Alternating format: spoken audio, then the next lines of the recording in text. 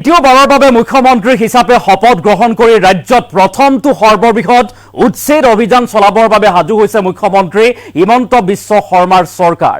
1000-2000 নহয়, প্ৰায় 20,000 ভূমিত একেলগে উচ্ছেদ অভিযান চলাব চৰকাৰে। গৰুখুটি প্ৰকল্পৰ বাবে চিপাঝাৰ চৰাঞ্চলত চলিব এই বৃহৎ উচ্ছেদ অভিযান আৰু বেদখলকাৰীক উচ্ছেদ কৰি সম্প্ৰসাৰণ কৰা হ'ব গৰুখুটি প্ৰকল্প আৰু তাৰ বাবে সাজু কৰা হৈছে বুলডোজাৰ, সাজু হৈছে আৰক্ষী প্ৰশাসন লোক। এই মুহূৰ্তৰ সেই ডাঙৰ খবৰটো আমি লৈ অহাৰ চেষ্টা কৰিছো। এটা ডাঙৰ খবৰ যে একেলগে 20,000 বিঘা ভূমিত চলিব উচ্ছেদ। গৰুখুটি প্ৰকল্পৰ বাবে চিপাঝাৰৰ চৰাঞ্চলত চলিব এই সৰ্ববৃহৎ উচ্ছেদ অভিযান। বেদখলকাৰীক উচ্ছেদ কৰি সম্প্ৰসাৰণ কৰা হ'ব গৰুখুটি প্ৰকল্প। গৰুখুটি প্ৰকল্পৰ বাবেই বেদখলমুক্ত কৰা হ'ব হাজাৰ হাজাৰ বিঘা ভূমি আৰু বুলডোজাৰ চলাই বেদখলমুক্ত কৰা হ'ব 20,000 বিঘা ভূমি। প্ৰশাসনে সাজু কৰিছে একশ্যন প্লেন। কেনেদৰে উচ্ছেদ অভিযান চলোৱা হ'ব সেই সন্দৰ্ভত একশ্যন প্লেন আৰম্ভ কৰিছে প্ৰশাসনে। জিলা প্ৰশাসনেৰে আলোচনাত মিলিত হৈছে বিধায়ক পদ্ম হাজৰিকা। নদুৱাৰ সমষ্টিৰ বিধায়ক পদ্ম হাজৰিকা এতিয়া জিলা প্ৰশাসনৰ সৈতে বৈঠকত মিলিত হৈছে, আলোচনা কৰিছে। শীঘ্ৰেই বেদখলকাৰীক দিয়া হ'ব উচ্ছেদৰ জাননী। দয়া নাই ক্ষমা নাই নীতিৰে এনেদৰে চৰকাৰে এতিয়া বুলডোজাৰ চলাব, বেদখলমুক্ত কৰিব হাজাৰ হাজাৰ লাখ লাখ বিঘা ভূমি। ইতিমধ্যে মুখ্যমন্ত্ৰী হিমন্ত বিশ্ব শৰ্মাই নিৰ্বাচনৰ প্ৰাক্ষণতো কৈছিল সেই কথা যে যিমানেই বিজেপিক ভোট নিদিয়ক তথাপিও বেদখলকাৰীৰ ৰক্ষা নাই। বেদখলকাৰীক উচ্ছেদ কৰাই হ'ব, বেদখলমুক্ত কৰাই হ'ব চৰকাৰী ভূমিত। কোনোপধ্যেই বেদখলকাৰীক থাকিবলৈ দিয়া নহ'ব আৰু এনেদৰে হুংকাৰ দিছিল মুখ্যমন্ত্ৰী হিমন্ত বিশ্ব শৰ্মাই। আৰু তাৰ পাছতেই এই ডাঙৰ খবৰটো আহিছে যে চৰকাৰ গঠন হ'ল তৃতীয়বাৰৰ বাবে NDA চৰকাৰ আৰু দ্বিতীয়বাৰৰ বাবে মুখ্যমন্ত্ৰী হিমন্ত বিশ্ব শৰ্মাই মুখ্যমন্ত্ৰী হিচাপে শপত গ্ৰহণ কৰিলে। আৰু তাৰ পাছত চৰকাৰ গঠনৰ পিছতে প্ৰথমটো হয়তো সৰ্ববৃহৎ উচ্ছেদ অভিযান হ'ব এয়া, য'ত হাজাৰ হাজাৰ 20,000 বিঘা ভূমি একেলগে বেদখলমুক্ত কৰা হ'ব। কিছু দৃশ্যাংশ দেখুৱাইছো জিলা প্ৰশাসনৰ সৈতে। এনেদৰে বিধায়ক পদ্ম হাজৰিকাই আলোচনা কৰিছে, বিলোচনা কৰিছে, একশ্যন প্লেন তৈয়াৰ কৰিছে, কেনেদৰে উচ্ছেদ চলোৱা হ'ব। বিশেষকৈ বুলডোজাৰ চলাই বেদখলমুক্ত কৰা হ'ব 20,000 বিঘা ভূমি। 1000-2000 নহয়, 20,000 বিঘা ভূমি একেলগে উচ্ছেদ কৰা হ'ব। তাৰ বাবে প্ৰশাসনে সাজু কৰিছে একশ্যন প্লেন। কেনেদৰে উচ্ছেদ কৰা হ'ব, কেতিয়া জাননী জাৰি কৰা হ'ব উচ্ছেদৰ, সেই সন্দৰ্ভত আলোচনাত মিলিত হৈছে এতিয়া বিধায়ক পদ্ম হাজৰিকাও। জিলা প্ৰশাসনৰ সৈতে এই বৈঠক বা আলোচনা হোৱা পৰিলক্ষিত হৈছে। মন কৰিবলগীয়া বিষয়টো হৈছে যে গৰুখুটি প্ৰকল্পৰ বাবেই এনেদৰে চিপাঝাৰৰ চৰাঞ্চলত এই বৃহৎ উচ্ছেদ অভিযান চলাবৰ বাবে সাজু হৈছে এতিয়া জিলা প্ৰশাসন। গৰুখুটি প্ৰকল্পৰ বাবে চিপাঝাৰৰ চৰাঞ্চলত চলিব এই বৃহৎ উচ্ছেদ অভিযান। বেদখলকাৰীক উচ্ছেদ কৰি সম্প্ৰসাৰণ কৰা হ'ব গৰুখুটি প্ৰকল্প। গৰুখুটি প্ৰকল্প সম্প্ৰসাৰণৰ বাবে এই সিদ্ধান্ত লোৱা হৈছে।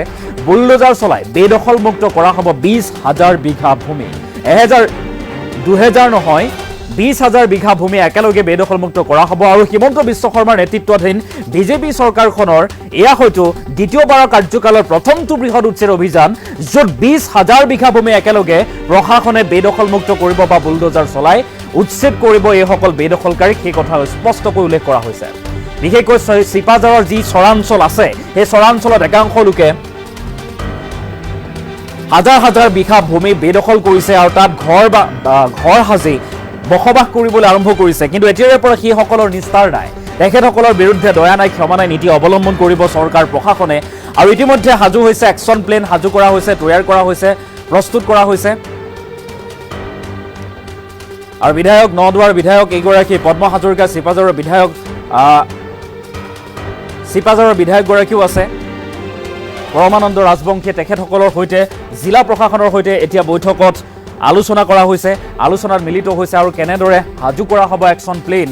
আৰু সমান্তৰালভাৱে বুলডোজাৰ বা প্ৰশাসনে কেনেদৰে কেতিয়াৰে পৰা উচ্ছেদ আৰম্ভ কৰিব, কেতিয়া জাননী জাৰি কৰিব, এই সন্দৰ্ভত আলোচনা কৰা পৰিলক্ষিত হৈছে। কিন্তু দয়া নাই ক্ষমা নাই নীতি সেইসকল লোকৰ বাবে যিসকলে হাজাৰ হাজাৰ বিঘা ভূমি বেদখল কৰি ৰাখিছে। এতিয়া মন কৰিবলগীয়া বিষয় এয়াই যে 1000-2000 নহয়, 20,000 বিঘা ভূমি এনেদৰে চিপাঝাৰৰ চৰাঞ্চলৰ মাটি বেদখলমুক্ত কৰা হ'ব। চৰকাৰ ইতিমধ্যে সাজু হৈছে, সৰ্ববৃহৎ উচ্ছেদ অভিযান চলিবলৈ গৈ আছে। বিজেপি নেতৃত্বাধীন তৃতীয়খন চৰকাৰৰ বা মুখ্যমন্ত্ৰী হিমন্ত বিশ্ব শৰ্মাৰ নেতৃত্বাধীন দ্বিতীয়টো কাৰ্যকালত এয়া হ'ব সঁচাকৈয়ে সৰ্ববৃহৎ উচ্ছেদ অভিযান। প্ৰথমটো সৰ্ববৃহৎ উচ্ছেদ অভিযান আৰম্ভ হ'বলৈ গৈ আছে চিপাঝাৰৰ চৰাঞ্চলত। এতিয়া আমাৰ লক্ষ্য হৈছে, আজি আলোচনা হৈছে মিটিং, ইলেকশ্যনৰ পিছত এইখন প্ৰথম মিটিং আমাৰ। এই মিটিঙত ডিষ্ট্ৰিক্ট এডমিনিষ্ট্ৰেশ্যন লৈ আলোচনা হৈছে যে আমাৰ 20,000 বিঘা মাটি এতিয়া আমাৰ লক্ষ্য। ইয়াত বেদখল যি হৈ আছে, বেদখল মুক্ত হ'ব, মুক্ত কৰিবই লাগিব এই কাৰণে যে থ্ৰেটটো থাকি যাব। কাৰণ ইলেকশ্যনৰ সময়ত ইয়াত মাকৈ চুৰিৰ পৰা আৰম্ভ কৰি যিবিলাক কথা বতৰা তেওঁলোকে আৰম্ভ কৰিছিলে, তেওঁলোকৰ মূৰত আশীৰ্বাদ থকা গভমেণ্ট আহিলেতো গৰুকুটি প্ৰজেক্ট উৰাই দিবলৈ চেষ্টা কৰিলেহেঁতেন। গতিকে ভৱিষ্যতে যাতে কোনেও সাহস কৰিব নোৱাৰে, চকু দিব নোৱাৰে তেনেকুৱা শক্তিয়ে, তাৰ কাৰণে এই 5 বছৰত গৰুকুটি প্ৰজেক্ট আমি সুৰক্ষিত কৰিবৰ কাৰণে, ভাবুকি মুক্ত কৰিবৰ কাৰণে আমি যিখিনিৰ পৰা ভাবুকি আহিব পাৰে সেইখিনি ক্ষেত্ৰত, কাৰণ এইবিলাক অচিনাকি মানুহে প্ৰায় আছে, গতিকে ইয়াত যিহেতু তেওঁলোকৰ মাটিৰ কোনো অধিকাৰ আচলতে লৈ থকা নাই, গতিকে নিশ্চয় আমি মুখ্যমন্ত্ৰী ডাঙৰীয়াক গোটেই কথাখিনি জনাম। ইয়াত বেদখল মুক্ত গৰুকুটিৰ আশে পাশে অঞ্চলসমূহ কৰিবৰ কাৰণে আমি এটা সংকল্প ল'বলৈ আজি কৃষি সৈনিকসকলৰ লগতো কথা পাতি আমি ঠিক কৰিছোঁ। গোটেই কথাখিনি আমি মুখ্যমন্ত্ৰী ডাঙৰীয়াক অৱগত কৰিম। আৰু তেখেতৰ যিহেতু সদিচ্ছা আছে, তেখেতে এই গৰুকুটিতে নহয়, গৰুকুটি মডেলটো অসমৰ বিভিন্ন প্ৰান্তত কৰাৰ কাৰণে তেখেতৰ এটা সদিচ্ছা আছে। গতিকে মই আশা কৰিম এই 5 বছৰ গভমেণ্টৰ দিনত অসমৰ বিভিন্ন প্ৰান্তত আমাৰ খিলঞ্জীয়া যুৱক যুৱতীক সংগঠিত কৰি এনেধৰণৰ কৃষি প্ৰকল্পৰ জৰিয়তে অসমীয়া স্বনিৰ্ভৰশীল যাত্ৰাটো ত্বৰান্বিত হ'ব। গতিকে আমি এটা আত্মবিশ্বাস লৈ কাম কৰিব লাগিব। আৰু মই সেইকাৰণে গৰুকুটি প্ৰকল্পৰ কৃষি সৈনিকসকলক ধন্যবাদ দিছোঁ। তেওঁলোকে যিখিনি ইয়াত কষ্ট কৰিছে, কাম কৰিছে, সাহস কৰিছে। আৰম্ভণিতে ইয়াত কাম কৰিবলৈ যাওঁতে, ট্ৰেক্টৰ লৈ যাওঁতে চিকিউৰিটি নহ'লে যাব নোৱাৰে, লগত বেটেলিয়ান থাকিব লাগিব, তেতিয়া কাম কৰিবলৈ যায়। আজি সেই অসমীয়া ল'ৰা ছোৱালী কেনেকৈ কোনো চিকিউৰিটি নোহোৱাকৈ আজি সিফালে কাম কৰিবলৈ সাহস কৰিছে, কোনো চিকিউৰিটি নোহোৱাকৈ আমাৰ 100ৰ ওপৰ ল'ৰাই কেম্পত থাকিবলৈ সাহস কৰিছে। গতিকে আমাৰ তেজ জাগিবলৈ অকণ সময় লাগে, তেজ এতিয়া গৰুকুটিত জাগি গৈছে। গতিকে গৰুকুটি সুৰক্ষিত হ'ব, গৰুকুটি আমাৰ এক্সপানশ্যন হ'ব।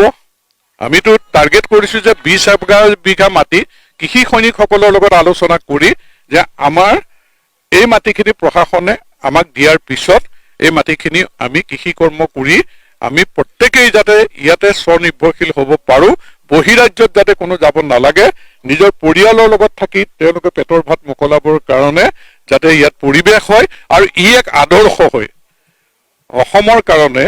চিপাঝাৰ গৰুকুটি প্ৰকল্প এক আদৰ্শ। এইটোৱে মোৰ এজন অসমীয়া হিচাপে কাম্য। আৰু সেই ভৰসা কৰিয়েই মই আজি ইয়ালৈ আহিছোঁ, সভা কৰিছোঁ।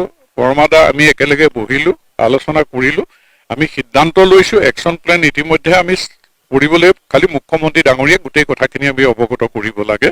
গতিকে এই সাহসৰে আমি আগবাঢ়ি যাম পথাৰ বজাৰ দখল কৰিবৰ কাৰণে। মাছ, মাংস, গাখীৰ, কণী, বাকী কথাখিনি আছে, এইখিনি উৎপাদনৰ ক্ষেত্ৰত আমি শক্তিশালীভাৱে পদক্ষেপ গ্ৰহণ কৰিম। তাৰ কাৰণে লাগিব আপোনালোকৰ সহযোগিতা। কাৰণ শত্ৰু আমাৰ কোন কোন আছে আপোনালোকে জানে। কিমান আমি আক্ৰমণৰ সন্মুখীন হ'লোঁ। মইতো বিধানসভাত কোনো মুহূৰ্তত এনেকুৱা লাগি যায় সমালোচনাই ডুবাই দিব নেকি, কিন্তু সাহসৰে আমি যুঁজ দিছিলোঁ। গতিকে আপোনালোকৰ ইতিবাচক সঁহাৰি সংবাদ মাধ্যমৰ লাগিবই। আৰু আপোনালোকে যিখিনি সহযোগিতা উচ্ছেদৰ পৰা আৰম্ভ কৰি এই প্ৰকল্পটো